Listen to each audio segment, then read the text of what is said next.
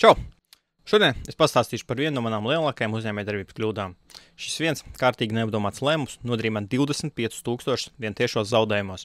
Bet iespējams, ka tieši šīs lēmums arī bija tas, kura dēļ vēlāk arī bija jāatlaiž gandrīz visi darbinieki. Un iespējams, ja būtu nogaidījis tikai pāris mēnešus, tas viss būtu izskatījies pilnīgi citādi. Stāsts notika 2023. gada beigās, jau 2 gadus bija veiksmīgi tirgojis preces internetā un apgrozījums auga katru mēnesi. Pēdējo gadu tas turējās virs 100,000 katru mēnesi. Es biju paspējis pieņemt noliktavā 5 cilvēkus, kas katru dienu strādāja precēm, un uz to brīdi īrēja ap 250 kvadrātmetriem lielu biroju. Birojs bija piebāzta precēm, tāpēc jau vairākus mēnešus bija skatījies lielāks telpas tuvumā, bet visas pieejamās platības bija daudz lielākas un bija atradās tālāk, kas būtu problemātiski darbiniekiem, jo cilvēki tomēr piekrist strādāt tieši tajā lokācijā. Pārdošanas auga, tīrā peļņa bija ļoti laba un man gribējās attīstīties ātrāk. Tuvojās galvenā pārdošanas sezona, tas ir novembris un decembris, un es tikko atradu jaunu piegādātāju precēm, kas man likās ļoti aktuāls. Es ļoti steidzos tās ievietot visās pārdošanas platformās un ātrāk tās pārdot. Tāpēc es pārskaitīju 26,000 un pie manis atbrauc vesela fūra ar jaunām precēm. Preču plaukti uz to brīdi jau bija pilna precēm, bet gribu pieminēt, ka pēdējo gadu lielākoties strādāju ar fulfillment vai 3PL, un ap 80% pasūtījumiem tika izpildīti tieši no turienes. Tāpēc visa doma, kaut gan plaukti bija pilni, bija, ka saņem preces, nomarķēt tās priekš fulfillment un sūtītu tālāk, lai pasūtījums jau pako tur.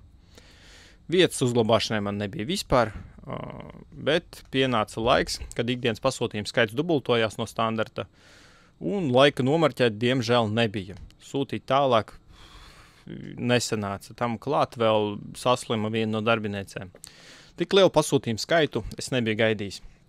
Tajā mēnesī arī bija mans pārdošanas rekords, kas bija ap 250,000 eiro. Bet atgriezīsimies pie precēm. Tās visas 14 vai varbūt 12 paletes, neatceros skaitu precīzi, tā arī stāvēja pārbāztā birojā.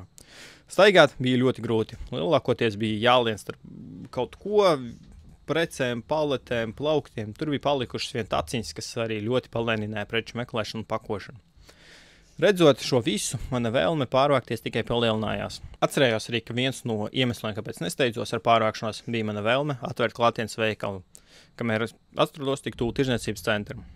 Tas jau bija izdarīts, un veikals darbojās pāris mēnešus, un man ikdienas klātesamība tur nebija nepieciešama. Jeb, mani vairs nekas neturēja šajā lokācijā. Ja kas par veikalu un tā zaudējumiem man ir atsevišķi video kanālā, bet šajā stāstā mana lielākā problēma bija vietas trūkums. Es biju apskatīties pāris telpas, bet, kā jau minēju iepriekš, tuvumā uz to brīdi bija tikai ļoti lielas platības, pat virs 1000 kvadrātmetriem, vai pilnīgi tukšas, kur būtu jāiegulda vēl daudz naudas. Bet variants pārvākties tālāk, tad man būtu jāmeklē jauni darbinieki. Tad vienā brīdī es pamanīju noliktavas un biroja telpas diezgan netālu, un remonts tur bija sliktāks nekā telpās, kurās atradāmies uz to brīdi, bet platība vismaz bija sadalīta telpās, un viss nepieciešamais tur jau bija. Pārvākties varēja uzreiz, bet vienīgā problēma, ka telpas arī nebija mazas. Tie bija ap 910 kvadrātmetriem. Tas bija tomēr labākais variants, kuru es biju redzējis 3 mēnešu laikā, tāpēc ilgi nedomājot, es piekritu tās ņemt. Lai gan mēs atradāmies uz to brīdi vien 250 kvadrātmetros un 910 nebija nepieciešama, es sev pārliecināju, ka tādos tempos, kā augu līdz šim, ātri piepildīšu tās telpas un labāk uzreiz paņemšu lielākas, nekā turpināšu pārvākties katrus 9 mēnešus. Papildus arī dzirdēju pazīstamo uzņēmēju stāstus, cik visiem labi iet, ka viss attīstās, un man arī gribējās attīstīties ātrāk.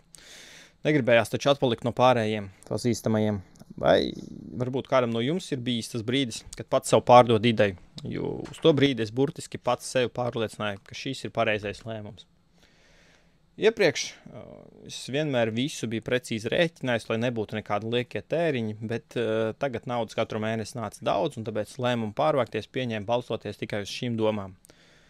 Neko precīzāk nemaz nerēķinot, tīri galvā noņēmu no tīrās peļņas aptuveno jauno telpu domas maksu, padomāju, ka varu to atļauties, ka ir iemesli, ka būs labāk nākotnē, vairāk pelnīšu. Un, sarēķināju, ka var atļauties un ka vēl vajadzēja palikt pāri. Līdz šim taču viss tikai auga, kāpēc lai tas mainītos? Pārvācāmies janvārī, tad, kā jau katru gadu, pasūtījumu skaits samazinās, un tas likās piemērotākais laiks. Jaunās telpas bija netīras, ar daudz atkritumiem un putekļiem, ka pat elpot bija grūti. Ar īpašnieku vienojos par atkritumu izvešanu, bet tīrīšana bija nepieciešama tāpat. Iepriekš par to nebija interesējies, bet izrādās, ka tā ir pat ļoti dārga, un par 680 kvadrātmetru ģenerālu tīrīšanu samaksāja mazliet vairāk par 2000 eiro. 680, tāpēc, ka tur bija arī gaitenes piegādes, tur nevajadzēja tīrīt.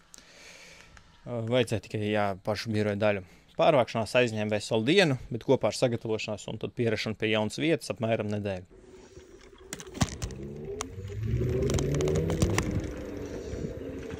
Tā kā jaunajās telpās vieta vairs nebija problēma, es uzreiz sāku meklēt finansējumu preču atlikumu papildināšanai.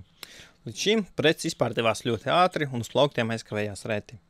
Un es gribēju turpināt darīt to, kas strādāja, palielināt sortimentu, meklēt jaunas vietas, kur pārdot preces, jo tomēr tieši tas nes visu peļņu. Nopirku vēl papildus plauktus un drīz vien tie arī bija pilna precēm.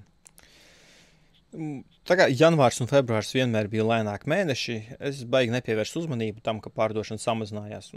Tas uz to brīdi baigi neuztrauc.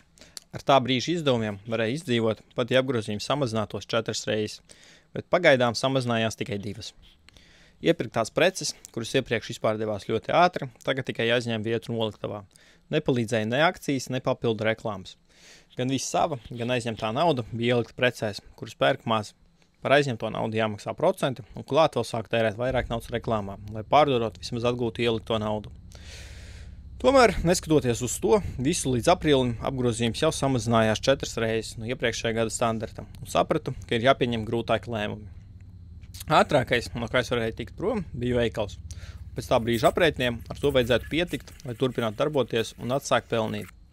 Tomēr, līdz veikala aizvēršanas brīdim, apgrozījums turpināja samazināties un sapratu, ka uzturēt tik milzīgas telpas arī vairs nevarēšu.